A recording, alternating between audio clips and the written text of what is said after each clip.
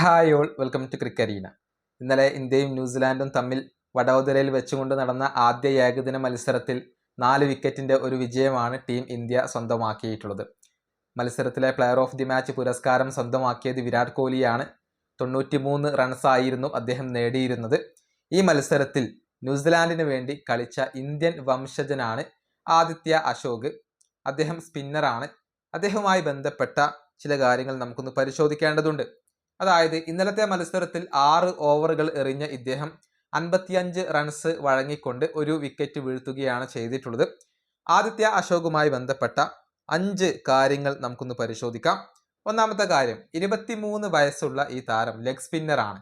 എന്നാൽ ആദ്യമായിട്ടല്ല ന്യൂസിലാൻഡിന് വേണ്ടി അദ്ദേഹം കളിക്കുന്നത്.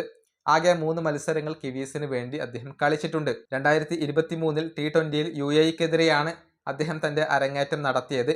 അതേ വർഷം തന്നെ ബംഗ്ലാദേശിനെതിരെ ഏകദിനത്തിൽ ഇദ്ദേഹം അരങ്ങേറ്റം നടത്തി. 23 ഫസ്റ്റ് ക്ലാസ് മത്സരങ്ങളിൽ നിന്ന് 78 വിക്കറ്റുകൾ വീഴ്ത്താൻ ഇദ്ദേഹത്തിന് കഴിഞ്ഞിട്ടുണ്ട്.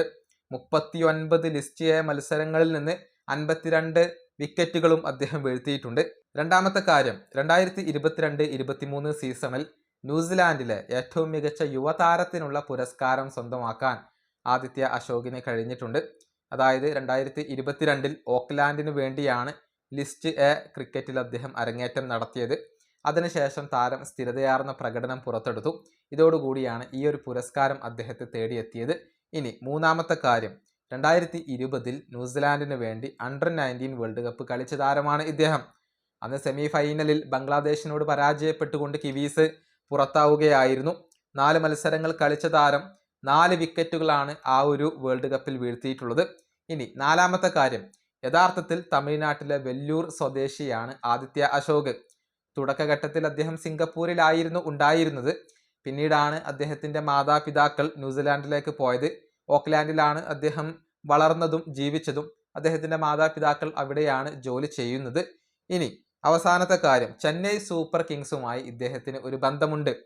എന്തെന്നാൽ ചെന്നൈ സൂപ്പർ കിങ്സിൻ്റെ അക്കാദമിയിൽ ഇദ്ദേഹം ട്രെയിനിങ് നടത്തിയിട്ടുണ്ട്.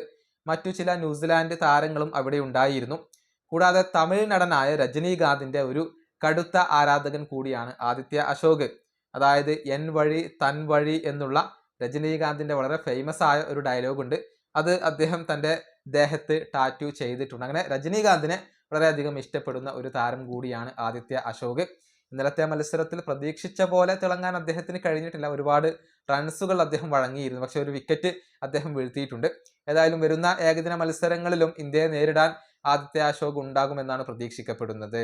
ഈ വീഡിയോ അവസാനിപ്പിക്കുന്നു. അടുത്തൊരു വീഡിയോ കാണാം.